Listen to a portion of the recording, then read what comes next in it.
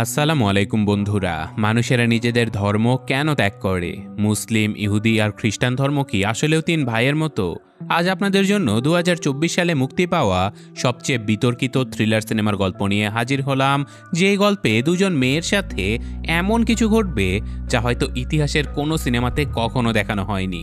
তো গল্প শুরু করার আগে বলে দেই যে এই গল্পটায় বিভিন্ন ধর্ম নিয়ে অনেক কথাবার্তা আছে, যেগুলো কিন্তু আমার কথা না। আমি বাস সিনেমাটা আপনাদেরকে বোঝানোর স্বার্থে এসব কিছু ব্যাখ্যা করব। আমি একজন মুসলিম আর এই গল্পের সকল দায়ভার এই সিনেমার পরিচালকের। তো গল্পের শুরুতে আমরা দেখতে পাই দুজন যুবতী মেয়ে একসাথে বসে গল্প করছে। এরা আসলে খ্রিস্টিয়ান মিশনারির দুজন সিস্টার ছিল। সম্প্রতি প্যাক্সটন এবং বার্নস নামের এই দুই মেয়ে এই এলাকাতে এসেছিল খ্রিস্টান ধর্ম প্রচার করার জন্য। তারা স্থানীয় একটা নতুন গির্জার হয়ে কাজ করত। তাদের লক্ষ্য ছিল এই শহরের মানুষদের ধর্মের প্রতি আকৃষ্ট করা। এখানে তাদের গল্প শুনে আমরা বুঝতে পারি যে সিস্টার প্যাক্সটন ছিল অনেক লাজুক প্রকৃতির মেয়ে, আর অপরদিকে সিস্টার বার্নস ছিল বেশ কনফিডেন্ট এবং সাহসী। তো যাই হোক, গল্পগুজব শেষ করে তারা দুজন বেরিয়ে পড়ে ধর্ম প্রচারের উদ্দেশ্যে। কিন্তু এই শহরের মানুষজন খুব বেশি ধর্মকর্মের উপরে বিশ্বাস করতোই না। লোকেরা কেউ তাদের কথা শুনতেও চাইতো না। এমনকি এই শহরের বাচ্চা বাচ্চা ছেলেমেয়েরাও তাদের দুজনকে নিয়ে অনেক মজা করত। কিন্তু তারা দুজন কখনো হার মানেনি। তারা নিজেদের কাজ ঠিকঠাক মতোই করে যেত। আর আজকে তারা ধর্মের দাওয়াত দেওয়ার জন্য মিস্টার রিড নামের একজন লোকের বাড়িতে চলে আসে। এই বাড়িটা শহর থেকে বেশ অনেকটা দূরে একটা পাহাড়ের চূড়ায় অবস্থিত। আশেপাশে খুব বেশি বাড়িঘর কিছুই ছিল না। তো যাই হোক, তারা যখন মিস্টার রিড নামের সেই লোকটার বাড়ির দরজাতে টোকা দিচ্ছিল, তখনই চারপাশে বৃষ্টি শুরু হয়ে যায়। বেশ কিছুক্ষণ পর মিস্টার রিড দরজা খুললে তারা দুজন নিজেদের পরিচয় দেয় আর বলে যে, মিস্টার রিড, আমরা শুনেছিলাম আপনি যীশু খ্রিস্টের ব্যাপারে জানতে আগ্রহী, এই জন্যই আমরা এখানে এসেছি। কথাটা শুনে রিড তাদের দুজনকে ঘরের ভেতরে আসতে বলে। কিন্তু গির্জার নিয়ম অনুযায়ী দুজন মেয়ে কখনো একজন একা পুরুষের বাড়িতে ঢুকতে পারবে না, যদি না সেই বাড়িতে অন্য আরেকজন মহিলা থাকে। তাই তারা জিজ্ঞাসা করে যে, আপনার বাড়িতে আপনার স্ত্রী আছে তো? রিড বলে যে হ্যাঁ, অবশ্যই আছে, সে তো ব্লুবেরি পাইস বানাচ্ছে। তোমরা ভেতরে আসো, গল্প করতে করতে একসাথে ব্লুবেরি পাইস খাওয়া যাবে। কথাটা শুনে মেয়ে দুজন ঘরের ভেতরে ঢুকে পড়ে। আর তখনই রিড তাদের কাছ থেকে ভেজা সেই কোট দুটো নিয়ে বলে, আমি কাপড় দুটো শুকিয়ে নিয়ে আসছি, তোমরা এখানেই বসো। এটা বলে মিস্টার রিড চলে যাওয়ার পরে মেয়ে দুটো লক্ষ্য করে যে এই বাড়িটা কেমন যেন বাংকারের মতো চারিদিক থেকে বন্ধ। তো যাই হোক, কিছুক্ষণ পর মিস্টার রিড মেয়ে দুটোর জন্য কিছু ড্রিঙ্কস আর একটা মোমবাতি জ্বালিয়ে নিয়ে আসে। মেয়েরা এই ঘরের বদ্ধ এমন অবস্থা দেখে এই ব্যাপারে মিস্টার রিডকে জিজ্ঞাসা করলে তিনি জানায় যে এই ঘরের দেয়াল আর ছাদ মেটাল দিয়ে তৈরি করা, আর এই জন্যই এমন ক্লাস্ট্রোফোবিক একটা অবস্থা হয়েছে। তো যাই হোক, এখন মেয়ে দুজন মিস্টার রিডকে খ্রিস্টান ধর্মের ব্যাপারে বিভিন্ন তথ্য জানাতে থাকে, যেমন যীশু খ্রিস্টের মানবজাতির জন্য ভালোবাসা, তার স্যাক্রিফাইস, এইসব ব্যাপারে তাকে বলতে থাকে। কিন্তু মিস্টার রিডকে দেখে মনে হচ্ছিল যে তিনি এইসব ব্যাপারে আসলে খুব বেশি আগ্রহী না, বরং তিনি এই মেয়ে দুজনের ব্যাপারে জানতে বেশি আগ্রহী। তাই সে মেয়ে দুটোর জন্ম, বেড়ে ওঠা, এইসব ব্যাপারে জানতে চায়। আর এখানে সিস্টার প্যাক্সটন ছিল তার পরিবারের 8 বোনের মধ্যে সবচেয়ে ছোট, আর এই জন্য ছোটবেলা থেকে সে খ্রিস্টান মিশনারির গির্জাতে বড় হয়েছে। আর তাছাড়াও সিস্টার বার্নসের বাবা মারা যাবার পরে তার মা খ্রিস্টান ধর্ম গ্রহণ করে এবং তাকে নিয়ে গির্জাতেই বসবাস শুরু করে দেয়। এইসব কথাবার্তার মধ্যে সিস্টার প্যাক্সটন বলে যে, আমি যখন বার্নসের বাবার মতো মারা যাব, তখন আবারও সৃষ্টিকর্তাকে বলে প্রজাপতি হয়ে ফিরে এসে আমার প্রিয়জনের হাতের আঙুলের উপরে বসে পড়ব। তার শরীরের অন্য কোথাও বসবো না, যাতে করে সে বুঝতে পারে যে এই প্রজাপতিটা আমি ছিলাম। এসব কথাবার্তা শেষে এই প্রথম মিস্টার রিড তাদেরকে একটা প্রশ্ন করে যে, তোমাদের মতে খ্রিস্টান ধর্মে যে বহু বিবাহের কথা বলা আছে, সেটা কি যৌক্তিক? মেয়ে দুজন অনেক কনফিউজড হয়ে যায়, কিন্তু তারপরেও তারা ধর্মের আলোকে উত্তর দেয় যে হ্যাঁ, অবশ্যই যৌক্তিক। কারণ যীশু খ্রিস্টের সময়কালে খ্রিস্টান ধর্মের উপরে বিশ্বাসী মানুষ বৃদ্ধি করার জন্য বহু বিবাহ করা একটা সঠিক উপায় ছিল, কারণ এতে করে সেই স্ত্রীদের পরিবার এবং অনাগত সন্তানেরাও খ্রিস্টান ধর্মের অনুগত হতো। কিন্তু মিস্টার রিড বলে যে না, আমার মনে হয় খ্রিস্টান ধর্মের অনুসারীরা নিজেদের মজমাস্তির জন্য এই বহু বিবাহের নিয়ম চালু করেছিল। কথাটা শুনে মেয়ে দুজন বেশ বিব্রত হয়ে যায়। কিন্তু মিস্টার রিড বলে যে, আমি আসলে প্রধান কয়েকটা ধর্ম, যেমন হিন্দু, মুসলিম, খ্রিস্টান, ইহুদি, বৌদ্ধ ইত্যাদি ধর্মগ্রন্থের সবগুলো পবিত্র বই পড়ে ফেলেছি। আর এত পড়াশোনা করার পরে আমার মনে হয়েছে যে আমি আসলে যতই ধর্মের ব্যাপারে জানার চেষ্টা করি ততই যেন কম জানতে পারি। দূর থেকে দেখলে সবগুলো ধর্মকেই সত্য মনে হয়, কিন্তু কাছে গেলে আসলে সত্য মিথ্যা কিছু বোঝাই যায় না। তবে আমি তোমাদের কথা দিচ্ছি যে আমার কথাবার্তা শেষ হতে হতে তোমরা অবশ্যই সত্য একটা ধর্মের খোঁজ পেয়ে যাবে। এই কথা শুনে সিস্টার দুজনেই বুঝতে পারে যে এই লোকটা হয়তো নাস্তিক এবং সে আসলে তাদের থেকে ধর্মের জ্ঞান নিতে নয়, বরং তাদেরকেই নাস্তিক বানানোর চেষ্টা করছে। তাই তারা মিস্টার রিডকে বলে যে প্লিজ আপনি আপনার স্ত্রীকে একটু ডেকে পাঠান, আমরা ওনার সাথে কথা বলতে চাই। তাই সাথে সাথে মিস্টার রিড ওনার স্ত্রীকে ডাকতে চলে যায়। আর তখন সিস্টার দুজন একে অপরের সাথে কথাবার্তা বলে বুঝতে পারে যে এখানে তাদের বেশিক্ষণ থাকা ঠিক হবে না, কারণ তারা দেখতে পায় যে মিস্টার রিড তাদের সামনে একটা ব্লুবেরি পাই ফ্লেভারের মোমবাতি জ্বালিয়েছিল। অর্থাৎ তারা যে ফ্লেভার পেয়ে ভেবেছিল যে মিস্টার রিডের স্ত্রী ঘরের ভেতরে ব্লুবেরি পাই বানাচ্ছে, সেই ফ্লেভার আসছিল এই মোমবাতি থেকে। তাই মিস্টার রিড যখন ঘরে এসে তাদেরকে নিয়ে যেতে চায় তার স্ত্রীর সাথে দেখা করতে, তখন সিস্টার দুজনেই বাইরে কাউকে ফোন করার বাহানা করে এখান থেকে চলে যাবার চেষ্টা করে। কিন্তু তখনই তাদের মনে পড়ে যে তাদের সাইকেলের চাবি তো তাদের কোটের মধ্যে আছে, যেটা মিস্টার রিড শুরুতেই নিয়ে গেছে। আর তাছাড়াও মিস্টার রিডের ঘরের দরজা তারা কোনোভাবেই খুলতে পারছিল না। তাই তারা সিদ্ধান্ত নেয় যে এবার মিস্টার রিডের কাছে গিয়ে ভালোভাবে কথা বলে এখান থেকে বিদায় নেবে। সিদ্ধান্ত নেবার পরে তারা একটা অন্ধকার গলি পেরিয়ে মিস্টার রিডের একটা লাইব্রেরিতে চলে যায়, যে এই ঘরটা সম্পূর্ণভাবে একটা গির্জার আদলে তৈরি করা হয়েছিল। সেখানে গিয়ে তারা দেখে যে মিস্টার রিড তাদের কোটগুলো শুকাতে না দিয়ে বরং চেয়ারের উপরে ফেলে রেখেছিল। তো যাই হোক, তারা বলে যে মিস্টার রিড, আমাদেরকে গির্জা থেকে ফোন করা হয়েছে, আমাদের এক্ষুনি যেতে হবে। এটা বলে তারা নিজেদের কোট পরে নেয় এবং দেখতে পায় যে তাদের সাইকেলের চাবি বার্নসের পকেট থেকে কেউ বের করে প্যাক্সটনের পকেটে রেখে দিয়েছিল। তারা বুঝতে পারে যে মিস্টার রিড নিশ্চয়ই তাদের কোটের পকেটে হাত দিয়েছে। তো যাই হোক, তারা এখন মিস্টার রিডকে বলে যে আপনি প্লিজ দরজাটা খুলে দিন, আমাদের এখনই যেতে হবে। কিন্তু অদ্ভুতভাবে মিস্টার রিড বলে ওই দরজা তো আর খুলবে না, আমার দরজাতে আসলে একটা টাইমার লাগানো আছে। ভুলবশত আমি বুঝতে না পারার কারণে টাইমারটা কাল সকাল পর্যন্ত লক হয়ে গেছে। তবে তোমরা যেতে চাইলে আমার বাড়ির পেছনের এই দরজা দুটো দিয়ে বেরিয়ে যেতে পারো। আর হ্যাঁ, তোমরা চলে যাবে এটা বললেই তো হতো, গির্জা থেকে তোমাদেরকে কল দিয়েছে এমন মিথ্যে অজুহাত না দিলেও তো পারতে, কারণ তোমরা তো জানোই আমি এই বাড়িটা মেটাল দিয়ে তৈরি করেছি, তাই এখানে কোনো নেটওয়ার্ক আসে না। মেয়ে দুটো প্রচণ্ড বিব্রত হয়ে যায়। তারা বুঝতে পারে মিস্টার রিড কোনো সাধারণ মানুষ নয়, কারণ দরজাতে টাইমার কোন লোকেরাই বা লাগায়। তাই তারা শুধু বলে যে প্লিজ আপনি আপনার স্ত্রীর সাথে আমাদের একটু দেখা করান, তারপর আমরা ওনার থেকে বিদায় নিয়ে চলে যেতে চাই। তখন মিস্টার রিড বলে যে আমার আচার ব্যবহার আর এত সব কিছু প্রমাণ দেখার পরেও কি তোমরা এটা বিশ্বাস করো যে আমার স্ত্রী বাড়িতে আছে? আসলে তোমাদের ধর্ম এমনভাবেই কাজ করে, তোমাদের সামনে সকল প্রমাণ থাকে যে সৃষ্টিকর্তা বলতে আসলে কিছুই নেই, কিন্তু তোমরা তবুও নিজে থেকে এটাই বিশ্বাস করতে চাও যে সৃষ্টিকর্তা আছে। ঠিক যেমন এখন তোমরা বিশ্বাস করতে চাইছো আমার স্ত্রী আছে। এইসব কথাবার্তা শুনে মেয়ে দুটো বুঝতে পারে যে এই লোকটা নিশ্চয়ই কোনো বড় কিছু প্ল্যান করেছে। তাই তারা কথা না বাড়িয়ে বাড়ির পেছনের দরজা দিয়েই বেরিয়ে যাওয়ার চেষ্টা করে। কিন্তু তারা দরজা দুটো খুলেই দেখতে পায় যে এগুলো বাইরে যাবার কোনো দরজা নয়, বরং এটা এই বাড়ির আন্ডারগ্রাউন্ডের কোনো ঘরে যাবার দরজা ছিল। এদিকে গির্জাতে থাকা সিনিয়র ফাদার এতক্ষণ পর্যন্ত সিস্টার দুজন গির্জাতে ফিরে না আসার কারণে প্রচণ্ড টেনশনে পড়ে গিয়েছিল। তিনি আর এক মুহূর্ত দেরি না করে বেরিয়ে পড়ে সিস্টার দুজনকে খুঁজতে। এদিকে সিস্টার দুজনে মিস্টার রিডকে বলে যে আমরা কোন দরজা দিয়ে যাব, আপনি কি আমাদের প্লিজ একটু বলে দেবেন? মিস্টার রিড বলে যদি তোমরা আমার পরামর্শ নিতে চাও তাহলে আমি তোমাদের কিছু কথা বলতে চাই। এটা বলে তিনি মনোপলি নামের একটা বোর্ড গেম বের করে আর বলে যে এই গেমটা 47টারও বেশি দেশে প্রচণ্ড ফেমাস। বোর্ড গেম বলতে সবাই মনোপলি গেমকেই বোঝে, কিন্তু অদ্ভুতভাবে তোমরা হয়তো কেউ কখনো ল্যান্ডলর্ডস গেমের নামও শোনোনি। অথচ ল্যান্ডলর্ডস গেম তৈরি করা হয়েছিল মনোপলি গেমেরও 3 যুগ আগে। দুটো গেম হুবহু সেম থাকা সত্ত্বেও কেউ ল্যান্ডলর্ড গেমকে মনেও রাখেনি।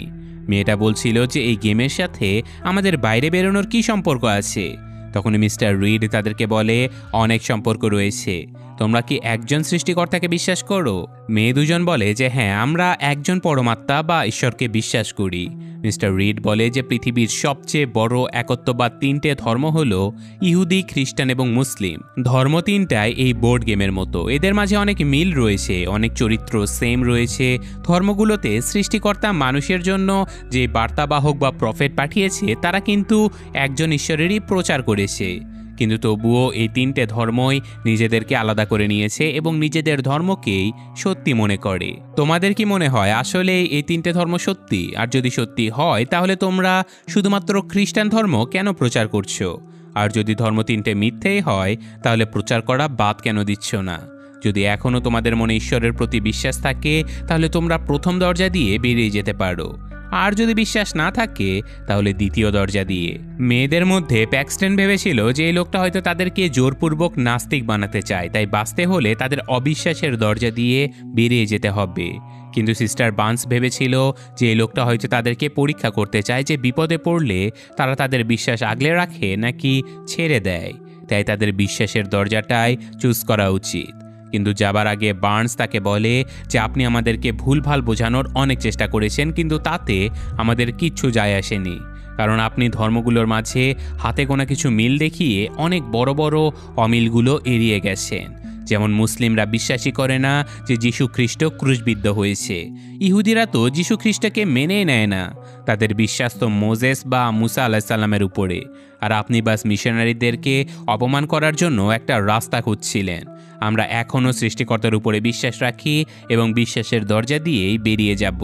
এটা বলে তারা যখন বিশ্বাসের দরজা দিয়ে এগিয়ে যাচ্ছিল তখন তারা ধীরে ধীরে অন্ধকার একটা বাংকারের ভেতরে পৌঁছে যায়, আর উপর থেকে মিস্টার রিড এই বাংকার থেকে বের হবার দরজাটা বন্ধ করে দেয়। মেয়ে দুটো ধীরে ধীরে অন্ধকার একটা আন্ডারগ্রাউন্ড ঘরে চলে আসে। তারা প্রচণ্ড ভয় পেয়ে গিয়েছিল। প্যাক্সটন তো ভেবেই নিয়েছিল যে মিস্টার রিড হয়তো তাদেরকে এখানে সারা জীবনের জন্য বন্ধ করে রাখবে। কিন্তু বার্নস মাথা ঠান্ডা রেখে এই ঘর থেকে বের হবার জন্য রাস্তা খুঁজতে থাকে। সে একটা বন্ধ জানালা দেখতে পায়, যেটা খোলার চেষ্টা করতে গেলে সে একটা কাঠের টুকরো ভেঙে ফেলে, আর এই কাঠের সামান্য টুকরোই সিনেমার সম্পূর্ণ মোড় ঘুরিয়ে দেয়। সুতরাং এটাকে অবশ্যই মনে রাখবেন। যাই হোক, তখনই তারা বুঝতে পারে যে মিস্টার রিড হয়তো এই ঘরে আসছে, তাই দ্রুত বার্নস একটা ধারালো বস্তু যেটা সে কৌশলে রিডের ঘর থেকে চুরি করেছিল সেটা প্যাক্সটনের হাতে দিয়ে বলে যে আমি যখনই ম্যাজিক আন্ডারওয়্যার শব্দটা উচ্চারণ করব তখনই তুমি রিডের গলায় এটা দিয়ে আঘাত করবে। এছাড়া আমাদের কাছে আর কোনো উপায় নেই। বেচারি প্যাক্সটন কিভাবে কি করবে কিছুই বুঝতে পারছিল না। তো যাই হোক, এখন তারা দেখতে পায় যে অদ্ভুত কাপড় পরা একজন মহিলা একটা হ্যারিকেন নিয়ে হাতে ব্লুবেরি পাইস নিয়ে এসেছিল তাদের জন্য। তারা ভেবেছিল যে এই মহিলাটাই হয়তো মিস্টার রিডের স্ত্রী। তারা মহিলাটার সাথে কথা বলার অনেক চেষ্টা করে, কিন্তু তিনি কোনো কথা না বলেই ঘরের এক কোণাতে গিয়ে অদ্ভুতভাবে হাত জোর করে বসে থাকে। এইসব কিছু দেখে মেয়ে দুজন ভয়ে বের হওয়ার জন্য ছোটাছুটি করতে থাকে, আর তখনই তারা বুঝতে পারে যে বাইরে যে বিশ্বাস আর অবিশ্বাসের দুটো দরজা ছিল সেই দুটো দরজায় আসলে এই ঘরে ঢোকারই দরজা ছিল। অর্থাৎ তারা যে দরজা দিয়ে ঢুকুক না কেন এই ঘরেই পৌঁছে যেত। এদিকে আমরা মিস্টার রিডকে দেখতে পাই যার কাছে এই পুরো ঘরের একটা ডামি ছিল, আর তার কাছে এই মেয়ে দুটো ছিল তার হাতের খেলনা পুতুল। তো এখন মিস্টার রিড একটা ডিভাইসের মাধ্যমে বন্দি এই মেয়ে দুটোকে বলে যে আজ আমি তোমাদের পরিচয় করিয়ে দেব এক নতুন সত্য ধর্মের সাথে। তোমাদের ঘরের ভেতরে যে মহিলাটাকে দেখেছিলে সে হলো নতুন ধর্মের বার্তাবাহক, আর আমি সেই ধর্মের ঈশ্বর। এখন আমি আমার প্রফেটের মাধ্যমে তোমাদেরকে একটা মিরাকেল দেখাবো। তোমাদের সামনে যে ব্লুবেরি পাইসটা রাখা হয়েছে সেখানে আমি বিষ মিশিয়ে রেখেছি, আর আমার প্রফেট এখন ওই বিষ মেশানো পাইস খেয়ে মৃত্যুবরণ করবে। তারপর আমি ওকে আবারও জীবিত করব। তারপর আমার বার্তাবাহক তোমাদেরকে জানাবে যে মৃত্যুর পরের দুনিয়াটা আসলে কেমন। কথাটা শেষ হবার সাথে সাথে সেই রহস্যময় মহিলাটি মেয়ে দুটোর সামনেই সেই বিষাক্ত পাই খেয়ে সেখানেই মৃত্যুবরণ করে। এরপর শিওর হবার জন্য মিস্টার রিড মেয়ে দুজনকে সেই মহিলার নিঃশ্বাস এবং পালস চেক করতে বলে, যা চেক করে মেয়ে দুজনেই বুঝতে পারে যে এই মহিলাটা সত্যি সত্যি মারা গেছে। এখন মিস্টার রিড বলে যে কিছু সময় অপেক্ষা করো, আমি আমার বার্তাবাহককে এখনই জীবিত করে ফেলবো। কিন্তু তখনই মিস্টার রিডের বাড়িতে কেউ একজন কলিং বেল বাজায়, যা শুনে মেয়ে দুজন ভেবেছিল যে তারা জোরে জোরে চিৎকার করতে থাকবে, নিশ্চয়ই কেউ না কেউ তাদেরকে বাঁচাতে আসবে। কিন্তু আমরা দেখতে পাই যে মিস্টার রিড আসলে তার ঘরটাকে এমনভাবে তৈরি করেছিল যে ভেতরের কোনো শব্দই বাইরে যেতে পারতো না। আর তাছাড়াও তার ঘর তৈরির যন্ত্রপাতি দেখে মনে হচ্ছিল যে তিনি এর আগেও অনেক মানুষকে এভাবেই ফাঁসিয়েছে। তো যাই হোক, রিড দরজা খুললে আমরা দেখতে পাই যে চার্চের ফাদার এখানে এসেছিল সিস্টার দুজনকে খোঁজার জন্য। সিস্টার দুজনেই ঘরের ভেতর থেকে চিৎকার করলেও বাইরে থেকে কেউ কিছুই শুনতে পাচ্ছিল না। তো চার্চের ফাদার মেয়ে দুটোর ব্যাপারে জিজ্ঞাসাবাদ করলে স্বাভাবিকভাবেই রিড বলে যে আমি কাউকেই দেখিনি। বেচারা ফাদার মেয়ে দুটোকে খুঁজে না পেয়ে সেখান থেকে চলে যায়। আর এদিকে সেই মেয়ে দুটো দরজার নিচের সামান্য ফাঁকা দিয়ে রিডের ঘর থেকে একটা ম্যাচ বক্স নিয়ে আসে।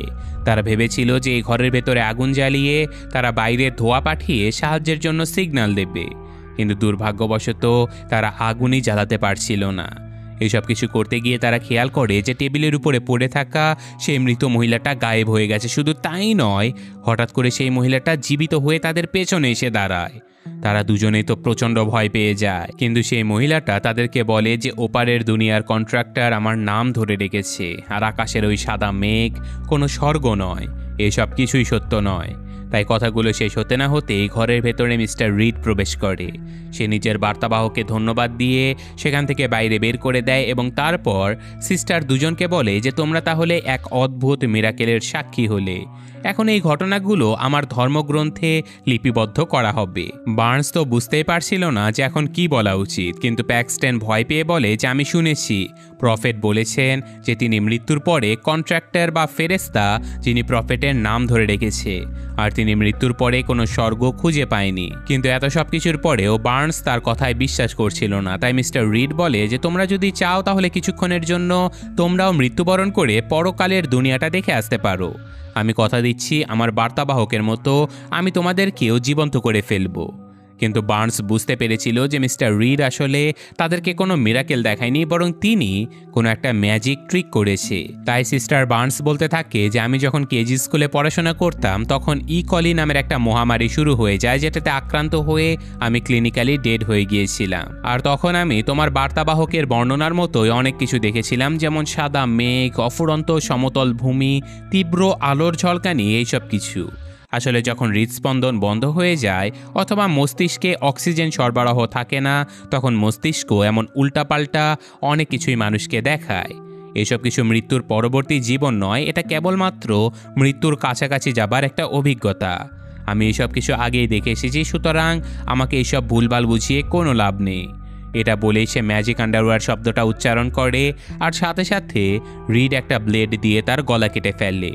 প্যাক্সটন কিছু করার সুযোগই পায় না। প্যাক্সটন প্রচণ্ড ভয়ে চিৎকার করতে করতে এখান থেকে পালানোর চেষ্টা করে, কিন্তু পালানোর কোনো রাস্তা ছিল না। তাই মিস্টার রিড আবারও তাকে ডেকে পাঠায় আর সিস্টার বার্নসের হাতের চামড়া কেটে একটা মেটালের টুকরো বের করে আনে, যেটা তিনি অনেক আগেই দেখে ফেলেছিলেন। আর সেই মেটালের টুকরোটা প্যাক্সটনের হাতে দিয়ে বলে যে সরি প্যাক্সটন, তোমার বান্ধবী আর কখনো ফিরে আসবে না, কারণ ও সত্যিকারের কোনো মানুষ ছিলই না, ও তো বাস একটা প্রোগ্রাম ছিল। এই দেখো, ওর হাতে একটা চিপ বসানো হয়েছে। যদি ও সত্যিকারের মানুষ হতো তাহলে আমি ওকে নিশ্চয়ই ফিরিয়ে দিতে পারতাম। প্যাক্সটন বলে যে তুমি কি বলছো এসব, আমাকে একটু বুঝিয়ে বলো। রিড বলে যে তুমি কি দ্য বাটারফ্লাই ড্রিম থিওরি সম্পর্কে জানো? আসলে এটা এমন একটা থিওরি ছিল যেটা একজন চাইনিজ ফিলোসফার প্রদান করেছিল।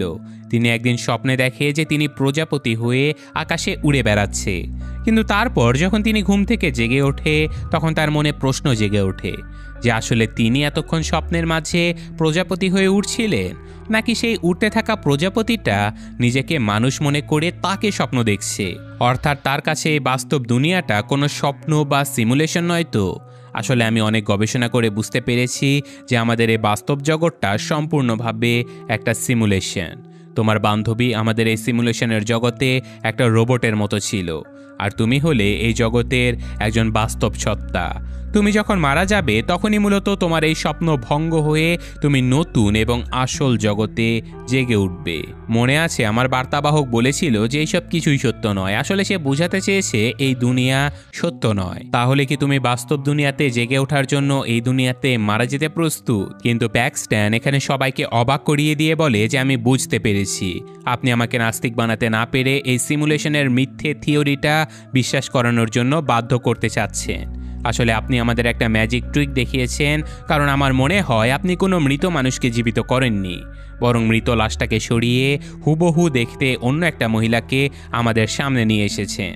আর তাকে বাস মৃত্যুর পরবর্তী জীবন সম্পর্কে একটা স্ক্রিপ্ট ধরিয়ে দিয়েছেন, যেটা সে আমাদেরকে বলে শুনিয়েছে। কিন্তু মহিলাটা আপনার কথা মতো সব কাজ করলেও শেষের একটা বাক্য সে আমাদের সতর্ক করার জন্য বলেছিল, আর তা হলো এই সব কিছুই সত্য নয়। মহিলাটা আসলে আমাদের এটা বোঝাতে চেয়েছে যে আপনি যে মিরাকেল আমাদেরকে দেখাচ্ছেন এই সব সত্য নয়। আর ওই লাইনটা আপনার স্ক্রিপ্টে ছিল না বলে আপনি ওই কথাটাকে জাস্টিফাই করার জন্য এই বাটারফ্লাই ড্রিমের থিওরিটা আমাকে বোঝানোর চেষ্টা করছেন। যেহেতু কিছুক্ষণ আগে আপনি আমাকে এটা বোঝানোর চেষ্টা করলেন যে সৃষ্টিকর্তা বলতে কিছুই নেই, তারপর আপনি নিজেকে সৃষ্টিকর্তা দাবি করলেন, আর এখন আবার বলছেন যে বাস্তব দুনিয়াটা আসলে একটা সিমুলেশন। আসলে আপনি কি আমাকে পাগল ভেবেছেন? আমার বান্ধবীর হাতে বসানো ওটা একটা জন্ম নিয়ন্ত্রক যন্ত্র ছিল, ওটা যে কোনো ইলেকট্রিক চিপ নয়, সেটা যে কেউ বুঝতে পারবে। এইসব কথা শুনে রিড অবাক হয়ে যায়। সে বলে যে তোমার কাছে যেহেতু এইসব কিছু ম্যাজিক ট্রিক মনে হয়, তাহলে আমার বার্তাবাহকের লাশ এই ঘরেই কোথাও থাকার কথা। খুঁজে দেখো তো সে লাশটা খুঁজে পাও কি না। এই কথা শুনে কিছুক্ষণ খোঁজাখুঁজি করার পরে প্যাক্সটন এই ঘরের নিচে আরেকটা ঘরের দরজা খুঁজে পায়। সে বুঝতে পারে যে এই জায়গাতেই হয়তো ওই মহিলার লাশ ফেলে দেওয়া হয়েছে। তাই মিস্টার রিডকে মিথ্যা প্রমাণ করার জন্য সে ওই আন্ডারগ্রাউন্ড ঘরে আবারও প্রবেশ করে। আর হ্যাঁ, ওই ঘরে মৃত মহিলাটাকে পড়ে থাকতে দেখে এরপর সে তার সামনে থাকা বেশ কয়েকটা দরজা খুলে এগিয়ে যেতে থাকে। তার সামনে প্রত্যেকটা ঘরে বিভিন্ন আধ্যাত্মিক ও ধার্মিক জিনিসপত্র রাখা ছিল। তো ফাইনালি একটা দরজার সামনে গিয়ে সে তাদের সাইকেলের তালা সেখানে লাগানো দেখতে পায়। প্যাক্সটন তার চাবিটা দিয়ে তালাটা খুলে ঘরে প্রবেশ করলেই দেখতে পায় যে বেশ কয়েকজন মহিলাকে রিড আগে থেকে এই ঘরে একটা খাঁচার ভেতরে বন্ধ করে রেখেছে। অর্থাৎ রিড নতুন নতুন মেয়েদেরকে নিজের ফাঁদে ফেলার জন্য এই বন্দি মেয়েদেরকে প্রফেট বানিয়ে তাদেরকে ধোঁকা দিত। প্যাক্সটন বলে যে আমি এখন সব কিছু বুঝতে পেরেছি। আপনি আমাদের ঘরে ঢোকার পরপরেই কোটের ভেতর থেকে চাবি বের করে সাইকেল দুটো গায়েব করে দিয়েছেন, যাতে কেউ আমাদেরকে খুঁজে বের করতে না পারে। তারপর আপনি তালাটা এ দরজাতে লাগিয়ে রেখেছেন আর চাবিটা রেখেছেন আমার পকেটে, কারণ আপনি নিজেই চাইতেন আমি আপনার আসল সত্যটা জানতে পারি। কারণ বার্নস অনেক চালাক ও বুদ্ধিমতী ছিল, ওকে এইসব কিছু বিশ্বাস করানো আপনার জন্য অনেক কঠিন হয়ে যেত। আর আপনি চাইতেন আমি এটা বিশ্বাস করি যে সত্যিকারের ধর্ম হচ্ছে নিয়ন্ত্রণ। অর্থাৎ আপনি মানুষকে যেভাবে নিয়ন্ত্রণ করতে পারবেন সেটাই তার জন্য একটা ধর্ম হয়ে যাবে। কথাটা শুনে ফাইনালি মিস্টার রিড হাসতে থাকে। সে বলে যে একদম ঠিক বলেছ, আমি বুঝতে পেরেছিলাম যে জন্মের পর থেকে তোমাদেরকে অন্য কেউ নিয়ন্ত্রণ করছে। অন্য কেউ তোমাদেরকে বলে দিয়েছে যে তোমরা কোন সৃষ্টিকর্তাকে মেনে চলবে, কোন ধরনের পোশাক পরবে, কোন ধর্ম মানবে। অর্থাৎ অন্য কেউ তোমাদেরকে নিয়ন্ত্রণ করছে, আর সেই নিয়ন্ত্রণের সবচেয়ে বড় হাতিয়ার হলো ধর্ম। আমি বাস তোমাদেরকে নিজের মতো করে নিয়ন্ত্রণ করতে চেয়েছি। এইসব কথা শেষ হতে না হতেই প্যাক্সটন এবার রিডের গলায় সেই ছুরিটা ঢুকিয়ে দিয়ে এখান থেকে পালিয়ে যেতে থাকে। কিন্তু এই পুরো ঘরটাই ছিল একটা গোলক ধাঁধার মতো। তাই প্যাক্সটন যেদিকেই দৌড়াক না কেন সে বাইরে যাবার কোনো দরজা তো খুঁজে পায় না। উল্টে ঘুরে ফিরে সে আবারও আন্ডারগ্রাউন্ড সেই ঘরে চলে আসে যেখানে তার বান্ধবীকে মারা হয়েছিল। আর তখনই পেছন থেকে মিস্টার রিড এসে প্যাক্সটনের পেটে ছুরিকাঘাত করে। বেচারি মেয়েটা প্রচণ্ড আহত হয়ে সেখানেই পড়ে যায়। আর এমন অবস্থাতেও মিস্টার রিড তাকে ব্যঙ্গ করে বলে যে এখন তাহলে প্রার্থনা করে দেখো, তোমার বিশ্বাস, তোমার ঈশ্বর তোমাকে বাঁচাতে আসতে পারে কি না। শেষ মুহূর্তে প্যাক্সটন বলে যে প্রার্থনা করে হয়তো কিছুই হয় না, কারণ একবার 50 জন রোগীর উপরে একটা পরীক্ষা করা হয়েছিল যেখানে 25 জন সৃষ্টিকর্তার কাছে প্রার্থনা করত আর বাকি 25 জন করত না। কিন্তু এতে করে তাদের রোগের উপরে কোনো প্রভাবই ঘটেনি। কিন্তু প্রার্থনা করতে থাকা রোগীদের মাঝে মনোবল ছিল অনেক বেশি, তাদের সাহস ছিল অনেক। তারা নিজেদের অসুখের জন্য ভয় না পেয়ে সৃষ্টিকর্তার উপরে বিশ্বাস রেখে সব কিছু করেছিল। এটাই তো প্রার্থনার সৌন্দর্য। এটা বলে সে নিজেও প্রার্থনা করতে থাকে যে সৃষ্টিকর্তা আমার জীবনের সকল পরীক্ষার জন্য আপনাকে ধন্যবাদ, আমার জীবনের সকল পাপগুলো আপনি ক্ষমা করে দেবেন। এইসব প্রার্থনা করতে করতে তার কাছে ব্লেড নিয়ে মিস্টার রিড পৌঁছে গিয়েছিল তার গলা কাটার জন্য। কিন্তু তখনই সেখানে পেছন থেকে বার্নস এসে সেই কাঠের টুকরো দিয়ে রিডের মাথায় আঘাত করে তাকে সেখানেই মেরে ফেলে। আর মৃত্যুর আগে বার্নস এটাই প্রমাণ করে দিয়ে যায় যে সৃষ্টিকর্তা সত্যিই আছে আর প্রার্থনা করলে সত্যিই কাজ হয়। এই ঘটনার পরে বার্নস সেখানে মারা গেলেও প্যাক্সটন কোনো রকমে সেই গোলকধাঁধার 3D মডেলটা দেখে এই বাড়ি থেকে বের হবার একটা রাস্তা খুঁজে পায়। সে বাইরে এসে দেখে যে গতকালের বৃষ্টি প্রচণ্ড শীতে এখন তুষারে পরিণত হয়ে গেছে। আর তখনই তার হাতের আঙুলে একটা প্রজাপতি এসে বসে, যেটা আবার চোখের পলকে গায়েব হয়ে যায়। আর এই গল্পটা এখানেই শেষ হয়ে যায়, কিন্তু গল্পের শেষটা আবারও আমাদের সৃষ্টিকর্তা যে আছে সেটার ব্যাপারে একটা প্রমাণ দিয়ে যায়। আর তা হলো প্যাক্সটনের আঙুলে যে প্রজাপতিটা এসে বসেছিল, হতে পারে সেটা তার প্রিয় বান্ধবী বার্নসের আত্মা, যে কিনা তার বান্ধবী প্যাক্সটনের মনের মতো হয়ে তার কাছে ফিরে এসেছিল শুধুমাত্র তাকে এটা বিশ্বাস করানোর জন্য যে সত্যি সৃষ্টিকর্তা আছে। তো যাই হোক, এছাড়াও আপনাদের মনে প্রশ্ন উঠতে পারে যে মিস্টার রিড কেন এইসব কিছু করেছে। তো এর সোজাসাপটা উত্তর হলো যে সে একজন নাস্তিক সাইকো, যে কিনা নিজের মিথ্যা বিশ্বাস যে কোনো মূল্যে অন্য মানুষকেও বিশ্বাস করাতে চাইতো। তো আজকের মতো আমি এখানেই বিদায় নিচ্ছি। গল্প সম্পর্কে আপনার মতামত অবশ্যই কমেন্টে জানাবেন। আমি বিদায় নিচ্ছি আজকের মতো। আল্লাহ হাফেজ।